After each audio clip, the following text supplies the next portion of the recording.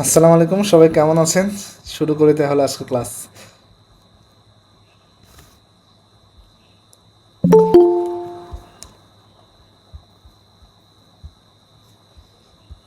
আজকের ক্লাসে আসলে আহ, খুব বেশি টপিক পড়াবো না, মাত্র দুইটা টপিক পড়াবো, কিন্তু দুইটা একদম ডিপলি পড়াবো আর কি। এই দুইটা খুবই মানে একদম ভিতর থেকে পড়াবো, যাতে কোনোদিন এই টপিকগুলো নিয়ে আর পড়াশোনা করতে না হয়। ওকে, গতদিন একটু পড়াইছিলাম আমি ডাইনামিক মেমোরি অ্যালোকেশন।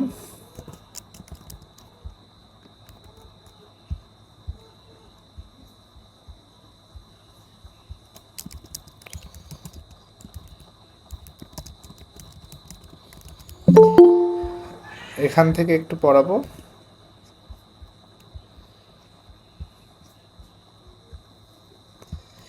আর একটা একটু ডিপলি ব্যাখ্যা করবো, সেটা হচ্ছে সি প্রোগ্রামিংয়ে বা বিভিন্ন প্রোগ্রামিংয়ে ফ্লট ভিএস ডাবল। এটা আমাদের অনেক কনফিউশন লেগে যায়, এই জন্য আমরা এই দুইটা একটু আজকে আলোচনা করব। তো সাউন্ড সব ঠিকঠাক আছে তো?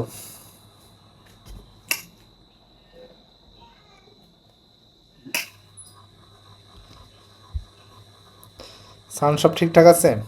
কথা ঠিক মতো শোনা জি যাচ্ছে? জি স্যার। ওকে, হ্যাঁ স্যার। আচ্ছা। তো গতদিন আমরা ডাইনামিক মেমোরি অ্যালোকেশন নিয়ে একটু কথা বলেছিলাম। তো আজকে একটু মানে আবার একটু কথা বলি, তাহলে এটা একটা জটিল টপিক, তো মাথায় ভালোভাবে ঢুকবে আর কি। আচ্ছা, নর্মালি যদি বলি যে ডাইনামিক মেমোরি অ্যালোকেশনটা কি, তাহলে আমরা বলবো হচ্ছে রান টাইমে মেমোরি ম্যানেজ করার যে প্রক্রিয়া, সেটাই হচ্ছে ডাইনামিক মেমোরি অ্যালোকেশন। আমরা একটু লিখে নিই, সবাই নোট খাতা বের করেন, খাতা কলম বের করেন। পরবর্তীতে ভিডিও দেখে কিন্তু আর নোট করা হয় না।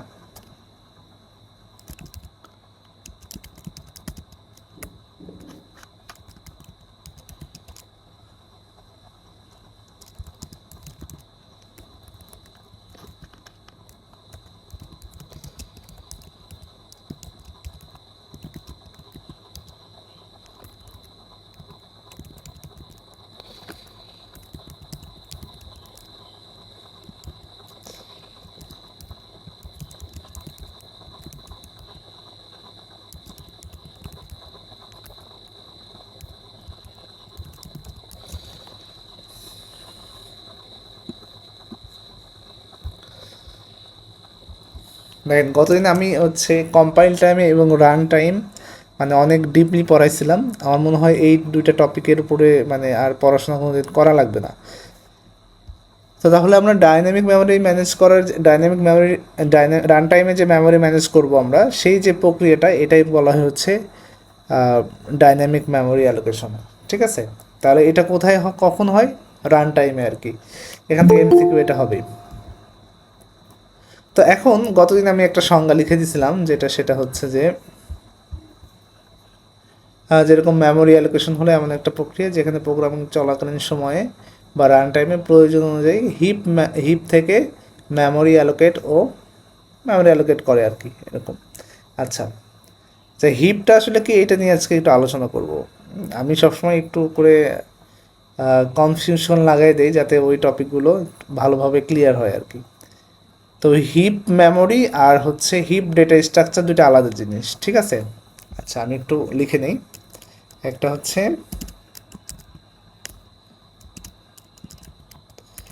হিপ মেমোরি, আর একটা হচ্ছে হিপ ডেটা স্ট্রাকচার।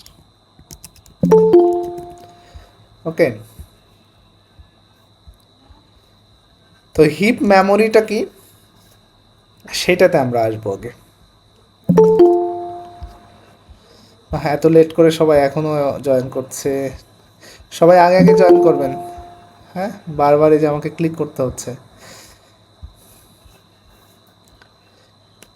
ওকে, তো হিপ মেমোরিটা এবং হিপ ডেটা স্ট্রাকচার দুটো আলাদা জিনিস, ঠিক আছে? হিপ মেমোরিটা কি আগে আমরা সেটা বুঝি, ঠিক আছে? তো মেমোরিতে কয়েকটা সেগমেন্ট আছে। আমরা একটু যদি লিখি, একটি প্রোগ্রাম যখন মেমোরিতে মানে সংরক্ষণ হয়, এইটার কিছু বিভক্ত আছে, ভাগ আছে, সেগমেন্ট আছে, প্রধান 4টা সেগমেন্ট আছে। একটা হচ্ছে কোড সেগমেন্ট, ডেটা সেগমেন্ট, তারপরে হচ্ছে 3 নম্বর হচ্ছে স্ট্যাক সেগমেন্ট। হ্যাঁ, আমরা যে স্ট্যাক পড়ি সেটা। তারপরে আরেকটা আছে হচ্ছে হিপ সেগমেন্ট। ঠিক আছে, এই হিপ সেগমেন্টে হচ্ছে ডাইনামিক মেমোরি অ্যালোকেশন হয়। ওকে, তো আমরা এটা একটু লিখে নিই।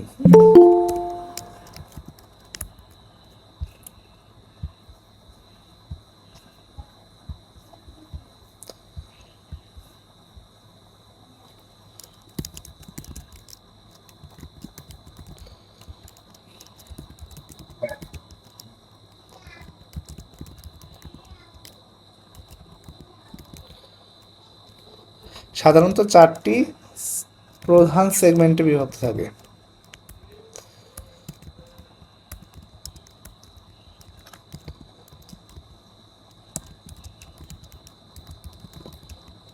আচ্ছা, এইটা পড়াচ্ছি হচ্ছে আমার লিখিত বই যেটা পাবলিশ হবে সেখান থেকে, হ্যাঁ, এমসিকিউ থেকে না।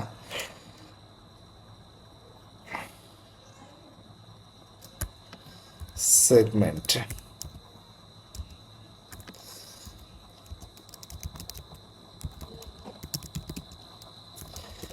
1 নম্বর হচ্ছে কোড সেগমেন্ট। কোড অথবা এটাকে আরেকটা বলা হয় টেক্সট সেগমেন্ট। আচ্ছা, এই জায়গাটাতে আসলে কি হয় এটা আগে বুঝতে হবে। আচ্ছা, এটা আমি পরে লিখছি, আগে সবগুলো সেগমেন্টের নাম লিখে ফেলি। 2 নম্বর হচ্ছে ডেটা সেগমেন্ট। 3 নাম্বার হচ্ছে স্ট্যাক সেগমেন্ট।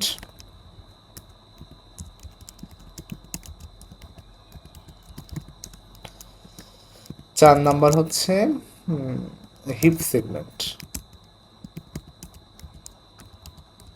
আর এগুলা কি মাইক্রোপ্রসেসরের সেগমেন্ট রেজিস্টারের মতো? হ্যাঁ, অনেকটা আর কি।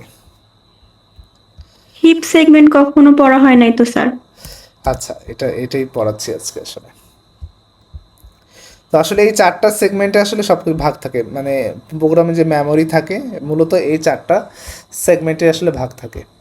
ওকে, তো 1 নাম্বার কি হচ্ছে কোড সেগমেন্ট।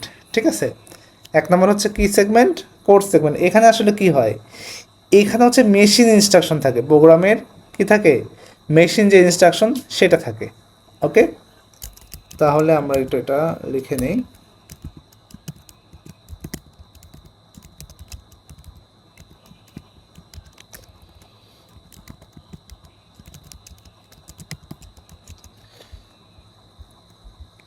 আচ্ছা, এখন আমাদের কিন্তু ডিপার্টমেন্ট আসলে খুব ডিপলি পড়া উচিত। কারণ হচ্ছে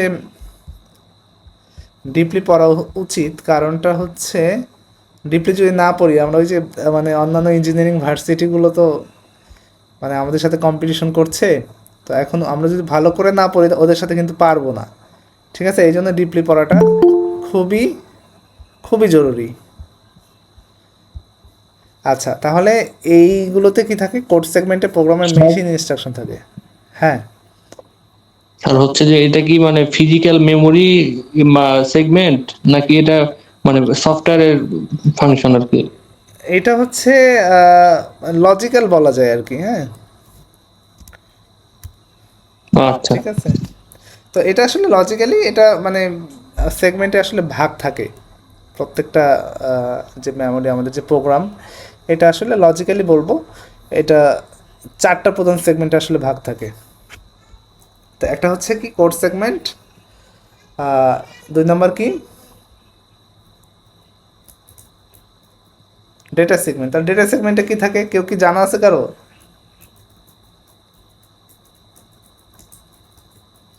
আর ডেটা সেগমেন্টে আমরা যে ভ্যালু গুলো দিই, যেমন ভেরিয়েবল ডিক্লেয়ার করার সময় মানগুলো দিলে ওই মানটা ডেটা সেগমেন্টে থাকে। হ্যাঁ, রাইট। আচ্ছা, এখানে আমরা যে মানগুলো দেই,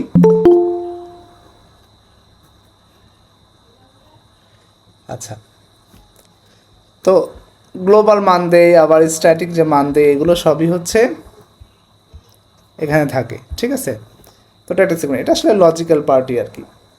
ওকে, তো এখানে আমরা যদি একটু লিখে দিই গ্লোবাল বা স্ট্যাটিক ভ্যারিয়েবল যে থাকে, লোকালটা নাকি না, কিন্তু এটা এখানে আসলে লোকাল থাকে না।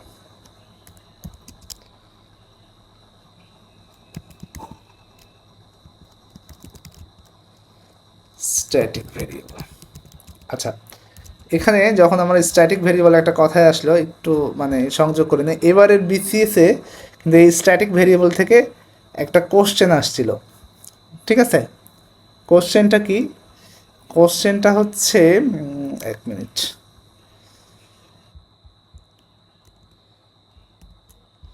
আচ্ছা, কোশ্চেনটা হচ্ছে in C to retain the values of variable between function call we should use, মানে বাংলাটা হচ্ছে সি ভাষায় ফাংশন কলের মধ্যে ভ্যারিয়েবলের মান যদি ধরে রাখতে চাই তাহলে কোনটা ব্যবহার করব, ঠিক আছে? এটা অটো, এক্সটার্ন, স্ট্যাটিক এবং হচ্ছে রেজিস্টার, মানে এই জায়গাটা থেকে এই কোশ্চেনটা আসছে, ঠিক আছে? তো স্ট্যাটিক ভ্যারিয়েবলটা কি? স্ট্যাটিক ভ্যারিয়েবলটা হচ্ছে প্রোগ্রাম শেষ না হওয়া পর্যন্ত মান ধরে রাখে, ফলে ফাংশন আমরা কি যতবারই কল করব মানে আগের মানটা কি মেমোরিতে রাখে। এই জন্য আমরা বলবো যে এই যে এই কোশ্চেন যেটা, এটা হচ্ছে স্ট্যাটিক অ্যান্সার, ঠিক আছে? তো এটার উদাহরণ, আচ্ছা দেখি উদাহরণ যদি সময় পাই শেষে দেখাবো, ঠিক আছে? একটা প্রোগ্রাম দিয়ে দেখাবো। ওকে, আচ্ছা এরপরে হচ্ছে স্ট্যাক সেগমেন্ট যেটা, ঠিক আছে? স্ট্যাক সেগমেন্ট আমরা যে লিফও পড়ছি না, লিফো মনে আছে? স্ট্যাকে আমরা যে করি, এটা হচ্ছে সেটা, ঠিক আছে? তবে এই জায়গাটাতে লোকাল ভ্যারিয়েবল থাকে, ঠিক আছে? এখানে কিন্তু গ্লোবাল থাকে না, এখানে থাকে হচ্ছে এই যে লোকাল ভ্যারিয়েবল যেটা, এখান থেকে কিন্তু কোশ্চেন হতে পারে যে মানে লোকাল ভ্যারিয়েবল কোন জায়গায় ডিক্লেয়ার হয়, ঠিক আছে?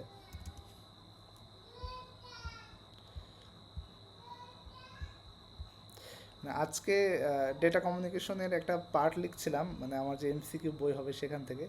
তো লিখতে লিখতে দেখি একটা কোশ্চেন আমি অলরেডি বানাইছি, পরে মানে ওই কোশ্চেন আবার বিসিএসে এই পার্ট থেকে কোনো কোশ্চেন এসে কিনা না ডেটা কমিউনিকেশন থেকে, পরে চেক করে দেখি যে হ্যাঁ ওখান থেকে একটা কোশ্চেন আসছে, মানে ডিপ কোশ্চেন, মানে একদম যে শুরুর কোশ্চেন এরকম না।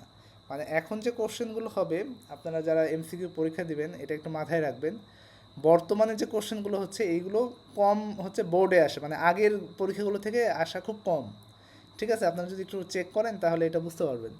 এই জন্য মানে কোনো কিছু বাদ দেওয়া যাবে না। আর একটা বিষয় হচ্ছে যে মানে শুধু আগের কোশ্চেন আসছে ওগুলোই পড়বেন এই চিন্তা মাথা থেকে ঝেড়ে ফেলে দেন, ঠিক আছে? কারণ এখন যে কোশ্চেনগুলো হচ্ছে এগুলো রিপিটেড কোশ্চেন খুব কম, খুবই কম। সব কোশ্চেন আসছে হচ্ছে কোর জায়গা থেকে, একদম ডিপ থেকে। তো এই জন্য যা পড়বেন একটু ডিপলি পড়বেন। আচ্ছা, এই স্ট্যাক সেগমেন্টে কী থাকে? লোকাল ভ্যারিয়েবল থাকে, তারপর হচ্ছে ফাংশন কলের যে ডেটা থাকে, আমরা যে ফাংশন কল করি এই ডেটাগুলো এখানে থাকে, ঠিক আছে? আর একটা এখানে যে মেমোরি অ্যালোকেশনটা কি ভিত্তিক হয়, এটা হচ্ছে লিফো, যেটা আমরা লাস্ট ইন লিফো ভিত্তিক। আচ্ছা, এইবার আসি হচ্ছে আমাদের হিপ সেগমেন্ট, ঠিক আছে? এটা আসলে আমার জটিল কিছু না, এটা আসলে একটা সেগমেন্টের নাম আর কিছু না।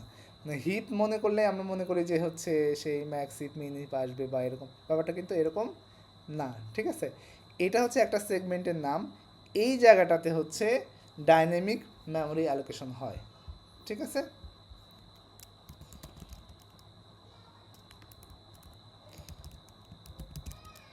এখন পরীক্ষায় আসতে পারে যে কোন সেগমেন্টে ডাইনামিক মেমোরি অ্যালোকেশন হয়।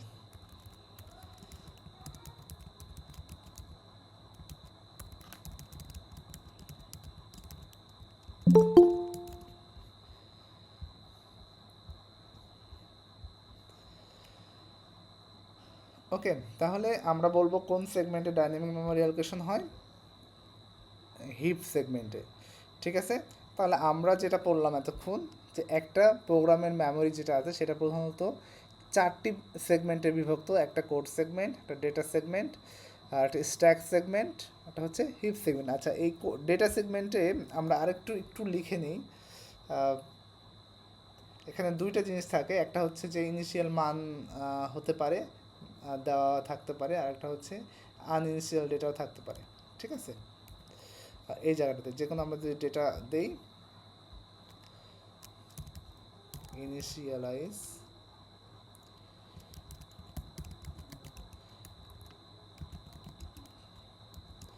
আরটা হচ্ছে আনইনিশিয়ালাইজ ডেটা, এখানে থাকতে পারে আর কি।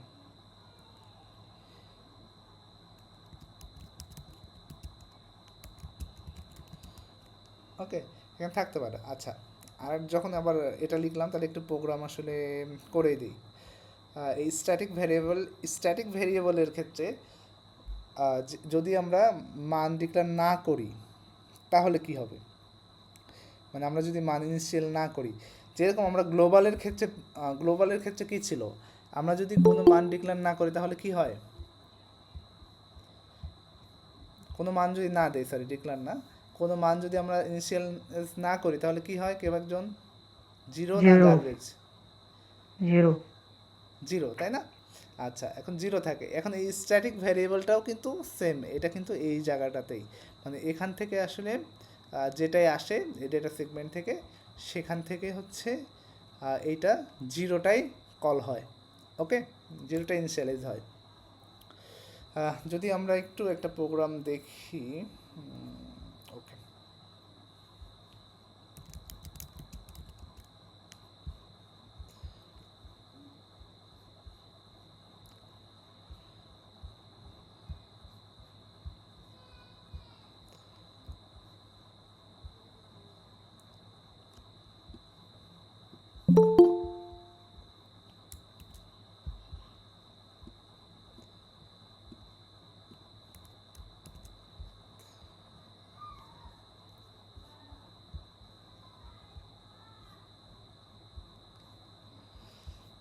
আচ্ছা স্ক্রিন দেখা যাচ্ছে তো? আচ্ছা, এই যে আমরা একটা স্ট্যাটিক ভ্যারিয়েবল ডিক্লেয়ার করলাম। স্ট্যাটিক ভ্যারিয়েবল যদি আমি ডিক্লেয়ার করতে চাই তাহলে ভ্যারিয়েবলের পূর্বে স্ট্যাটিক কিওয়ার্ড ইউজ করতে হবে, ঠিক আছে? এটা একটা মাথায় রাখবেন। কি কিওয়ার্ড? Static keyword. তাহলে এই স্ট্যাটিকটার কাজ কি? কাজটা হচ্ছে যেটা আমি হচ্ছে এই যে বিসিএসে যে আসছে সেই কোশ্চেনটা, সেটা যদি আমরা একটু ফলো করি, স্ট্যাটিক ভেরিয়েবল প্রোগ্রাম শেষ না হওয়া পর্যন্ত কি করে, মান ধরে রাখে। ফলে ফাংশন যতবার কল হয় আগের মেমোরিতে মান থাকে। এই জন্য এখানে উদাহরণ দেওয়ার সময় মানে আমি বেশিরবার কল দিয়েছি। আচ্ছা, এবার যদি আমরা একটু রান করি, ঠিক আছে? আচ্ছা, এবার যদি রান করি, এখানে কি হয়েছে, 1 2 3। আচ্ছা, এখন এখানে কিন্তু আমি জাস্ট ইনক্রিমেন্ট হয়েছে এই জন্য আর কি। প্রথমবার কি আসছিল, প্রথমবার এই টেস্টটা আসছে হচ্ছে, আচ্ছা একটা করে কেটে দেই, এখন কি হবে, শুধু 1 হবে। তারপরে যদি এগুলো একটু ডিপ বিষয়, একটু স্টাডি করবেন নিজেরা, তাহলে ক্লিয়ার হয়ে যাবেন। আমি জাস্ট একটু এমসিকিউ বোঝাচ্ছি তো, এই জন্য একদম এক্সাম্পল একটা না দিলে খারাপ দেখা যায়, তাই দেখাচ্ছি। আচ্ছা, কলিং তো মানে কল বা এগুলো একটু স্টাডি করবেন যদি না বোঝেন কেউ। তো মেইনলি এখানে যেটা আমি দেখাচ্ছিলাম সেটা হচ্ছে যে আমি কোনো মান ইনিশিয়াল করি নাই, এবার ইনিশিয়াল করলাম, তাহলে কি হয়, সেম হয়। আমি যদি এটা নাও দেই তাও কোনো সমস্যা নাই, ঠিক আছে?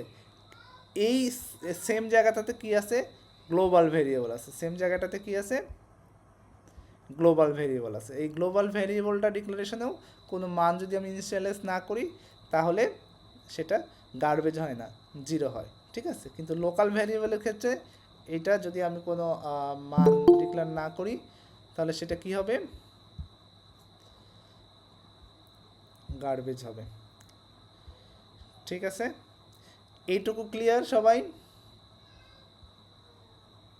না স্যার, এখানে মানটা ধরে রাখলো কিভাবে, এটা যদি একটু বলতেন। আচ্ছা,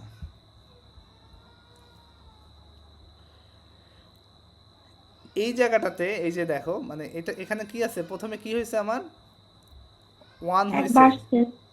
হ্যাঁ। 1 কিন্তু বাড়ছে। এখন যদি আমি মান ধরে না রাখতো তাহলে কি 2 হতো, তাহলে পরের বার কি 1 হতো না?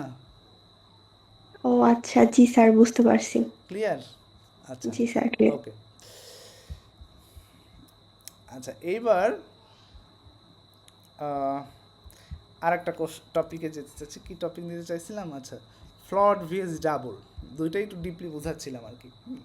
তো আমাদের আসলে পড়াশোনা এইভাবে করা উচিত, ফ্লট ভিএস ডাবল। ওকে, তো কেউ একজনে, আমি জাস্ট একটু এর আগে মনে হয় ক্লাসে হয়তো একটু বলছিলাম যে ফ্লট মানে একটা সংক্ষিপ্ত পরিসর, ডাবলটা হচ্ছে একটু বড় পরিসর থাকে, তাই না? এর বাইরে কেউ যদি কিছু জানেন একটু যদি শেয়ার করতেন।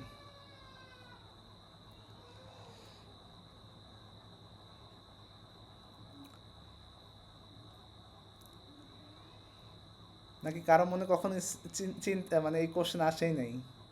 মানে এই কোশ্চেন আমার ক্লাসে আসে নাই, এই জন্য আমি নিজে পড়াচ্ছি আর কি। কোশ্চেন আসলে তো আমি তখনই ভালো করে বুঝাতাম।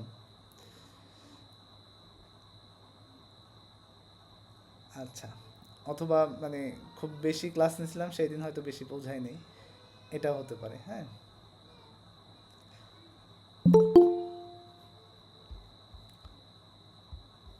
তার মানে কেউ মানে এইটা আসলে জানেন না, তাই না? আচ্ছা, আমরা এবার একটু ফিরে যাই।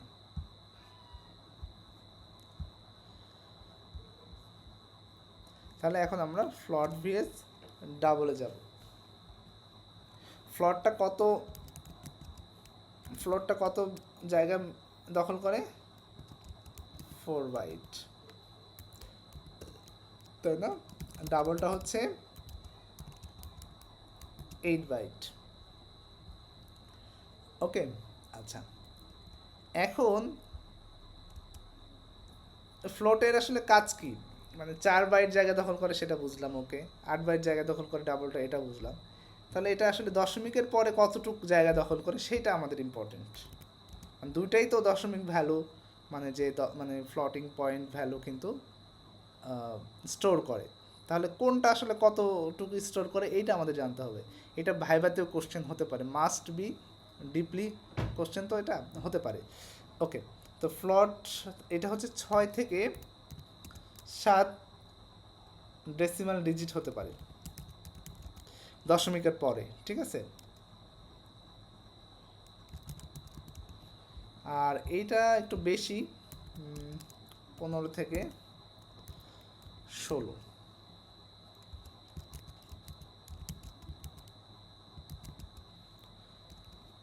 ওকে, আচ্ছা, আবার ডাবলটা একটু বেশি অ্যাকুরেট হয়, ঠিক আছে? হ্যাঁ, ডাবলটা বেশি অ্যাকুরেট হয়। ফ্লটের একটা রেঞ্জ আছে, ডাবলের একটা রেঞ্জ আছে, এই রেঞ্জটা আপনি একটু দেখে নেবেন। তো আমি আসলে মূল যে জিনিসটা সেটা আমি একটু বলে দিচ্ছি, ঠিক আছে? এখন যদি আমাদের এখনও জয়েন করছে, আচ্ছা, ওকে, যদি আমি ফ্লট দেখতে চাই, আচ্ছা, একটা বিষয় হচ্ছে যে গতি কী রকম, দুইটার গতি কী, দুইটা কি একই স্পিডে কাজ করে? হ্যাঁ, দুইটা একই স্পিডে কাজ করে, তবে ফ্লটটা একটু বেশি দ্রুত কাজ করে, এবং মেমোরিটা ফ্লটে কী লাগে? কম লাগে, যেহেতু এটা কত 6-7, এই জন্য মেমোরিটা কম লাগে। আর ডাবলটা হচ্ছে 15-16, তো এই জন্য মেমোরিটা কী লাগে? বেশি লাগে। এখান থেকে যদি কোশ্চেন এরকম হয় এমসিকিউ যে কোনটাতে মেমোরি বেশি লাগে, এখন যেহেতু আমরা এটা ক্লিয়ার হলাম 6-7 এবং 15-16, অনায়াসে কিন্তু আমরা এই অ্যান্সারটা দিতে পারবো। কোথা থেকে কোশ্চেন হবে এটা বলা যাবে না। হ্যাঁ, মানে যেভাবে এখন যে পরীক্ষাগুলো হচ্ছে, আনকমন কোশ্চেন দিচ্ছে, মানে রিপিটেড কোশ্চেন খুব কম দিচ্ছে। কোথা থেকে কোশ্চেন হবে এটা বলা যাবে না, সো আমাদের ভালোভাবে পড়তে হবে। আচ্ছা, তো আমরা যদি একটা প্রোগ্রাম দিয়ে দেখি, একটা প্রোগ্রাম আমি বানিয়ে ফেলি অলরেডি, দেখি।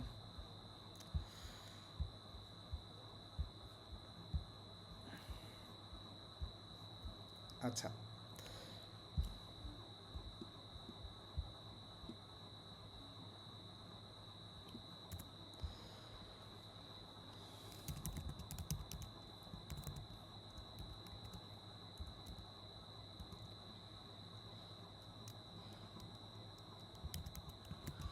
আচ্ছা, ফ্লট নামে একটা নেই, ফ্লট এফ ইকুয়াল টু, আমরা একটা জিনিস দিই 1.123456789 এই পর্যন্ত নিলাম, ঠিক আছে? আচ্ছা, তারপরে হচ্ছে ডাবল নামে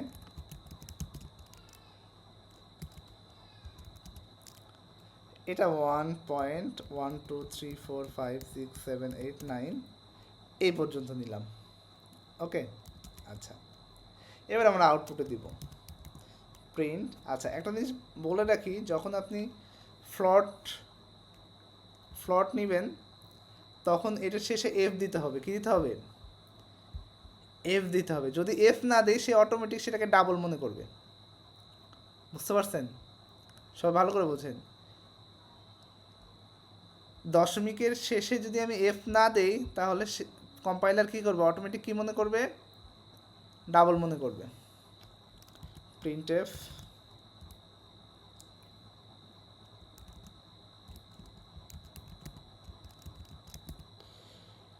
ফ্লট ভ্যালু। আচ্ছা যেহেতু আমরা দশমিকের পরে কয় ঘর নিতে চাচ্ছি এটা উল্লেখ করে দিতে চাইলে পয়েন্ট আমি যদি কয় ঘর নিতে চাই 9F এটা আমাকে উল্লেখ করে দিতে হবে। ঠিক আছে, ফ্লটিং পয়েন্টের আউটপুট দেখাতে চাইলে কি এফ লাগে না আমাদের? আচ্ছা, আর যদি আমি 0.9 দিই তার মানে দশমিকের পরে আমার 9টা ঘর আসবে আর কি। ওকে, তারপরে কমা এফ। এখানে একটা নিউ লাইন দিয়ে দেই, তাহলে আমাদের পরবর্তীতে কাজে লাগবে।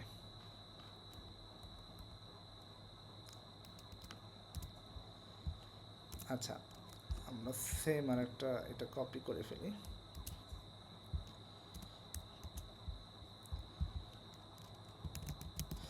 আচ্ছা ডাবল মান যদি আমরা দেখতে চাই তাহলে কি করতে হবে? তাহলে আমরা যে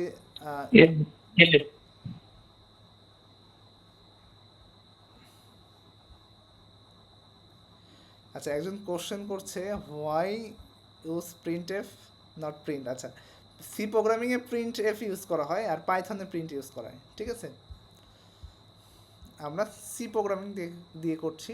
পরীক্ষাতে আসলে সি প্রোগ্রামিং থেকেই বেশি আসে কোশ্চেন। আচ্ছা যদিও ম্যাক্সিমাম কোশ্চেন, আচ্ছা এফ মানে হচ্ছে ফাংশন। ওকে, তো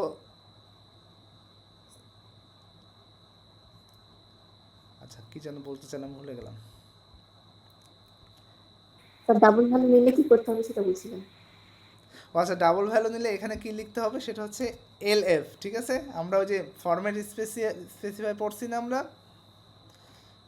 ঠিক আছে, ও আচ্ছা এখন কোন এফ এর জিজ্ঞেস করছে। আচ্ছা এই এফ মানে হচ্ছে এটা হচ্ছে ভ্যারিয়েবল ডিক্লারেশন যেটা সেটা। ঠিক আছে, আচ্ছা আর এই জায়গায় এফ মানে হচ্ছে আমরা ফ্লটিং পয়েন্টের যে এফটা সেটা। ঠিক আছে, আর এই যে লং এফ মানে লং ফ্লট এটা। ঠিক আছে, তো এইটা হচ্ছে যদি ফরম্যাট স্পেসিফায়ারে আমাদের এটা আছে, আমরা পড়াশোনা করেছি আগে। যদি আমি ডাবল ভ্যালু আউটপুটে দেখতে চাই তাহলে এই যে লং এফ এটা আমাদের দিতে হবে। ওকে, এইবার আমরা আউটপুটটা একটু দেখি, রিটার্ন 0 দিয়ে দিই।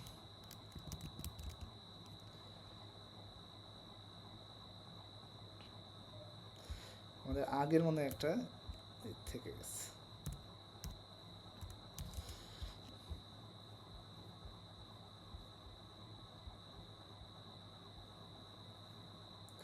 আচ্ছা একটু সবাই ভালো করে মনোযোগ দেন।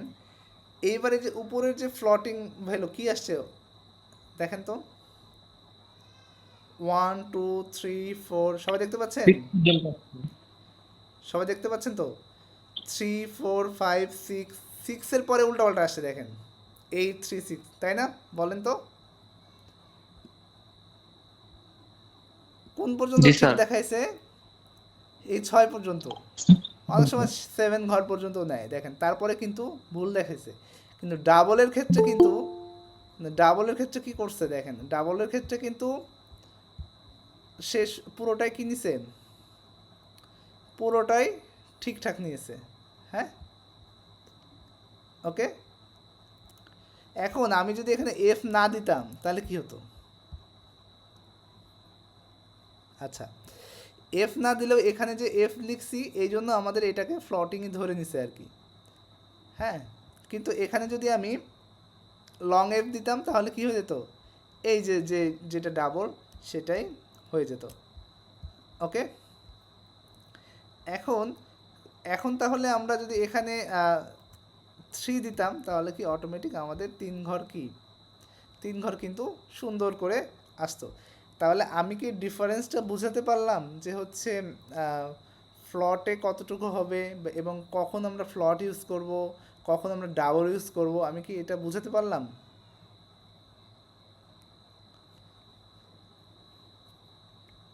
স্যার ফ্লটে হচ্ছে আপনি বলেন 6 থেকে 7 ঘর পর্যন্ত রেঞ্জ নেওয়া যাবে। হ্যাঁ তাহলে স্যার এখানে আহ, আপনি লাস্টে একটা এফ দিয়েছিলেন, তো এখন দশমিকের পর যদি 3টা ডিজিট দেন তারপরেও কি এফ দেওয়া লাগবে?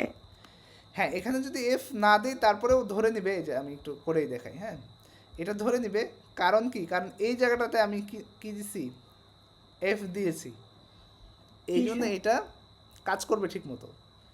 এবং অনেক কম্পাইলারে নাও কাজ করতে পারে, ঠিক আছে? অনেক কম্পাইলারে এই এফ না দিলে কাজ ঠিক মতো নাও করতে পারে। ওকে, মানে স্যার রুলস এই হচ্ছে। বেস অন কম্পাইলার এই প্রবলেমটার সলভ স্যার দিয়েন প্লিজ। আচ্ছা ঠিক আছে, আগে আরও সব অনেক টপিক পড়াই, তারপরে দিব, ঠিক আছে? আচ্ছা, এই জন্য কিছু বিষয় আছে যে ওই যে সির যে কম্পাইলার, অরিজিনাল কম্পাইলার মানে কোড কম্পাইলার, এইগুলো সম্পর্কে একটু ধারণা থাকতে হবে, ঠিক আছে? আচ্ছা, আর একটু পড়াই নেই, শেষের দিকে এটা আমি সলভ করে দেব। ওকে, আচ্ছা তাহলে কেন কতটুক ফ্লট আমরা ইউজ করব, মানে কতটুক মানের জন্য আমরা ফ্লট নিব আর কতটুকের জন্য আমরা ডাবল নিব, এইটুক তো ক্লিয়ার। জি স্যার। আচ্ছা, এই যে আজকে যা পড়ালাম, এইটুকের মধ্যে কারো কোনো কোশ্চেন আছে কিনা?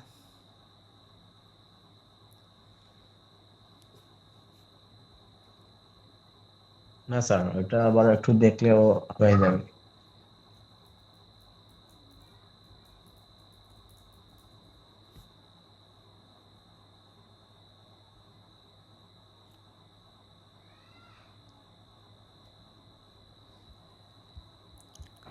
স্যার 3F এর মেইন কাজটা কি?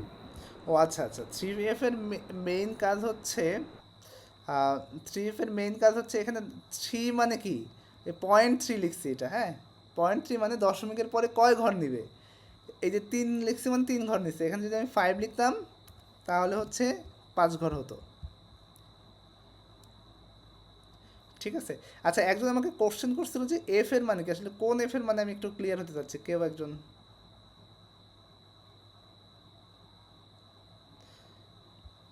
বলছেন লিখে মনে হয়। ওই যে স্যার প্রিন্টের সাথে এফ ছিল, তো এর জন্য বুঝলাম এই এফটার মানে কি আপনি ও বলেছিলেন। এফ, আচ্ছা আচ্ছা, এটা হচ্ছে জি স্যার। এটা একটা ফাংশন পুরোটা। আর এফ মানে হচ্ছে ফরম্যাটেড, ঠিক আছে? ফরম্যাটেড আউটপুট দেখাবে। কি দেখাবে?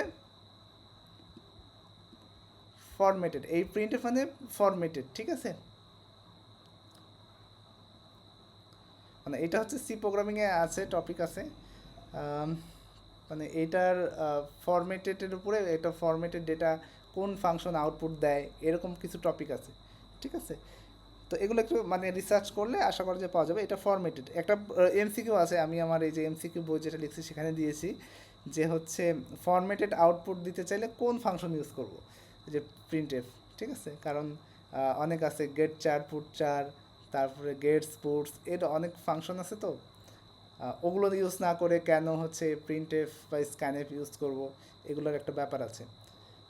তো এগুলো স্টাডি করবেন সবাই, ঠিক আছে? আর আমি লাইভ ক্লাসে কোশ্চেন হলে তো মানে বলবেনই, কোশ্চেন করার সুযোগ হলে অবশ্যই বলবেন। আচ্ছা, আর কারো কোনো প্রশ্ন থাকলে আমাকে একটু বলেন। আজকে ক্লাস আসলে অত লং নিব না, মানে আমি চাইছিলাম এই দুইটা টপিক একটু মানে ডিপলি সবাইকে বোঝানোর আর কি।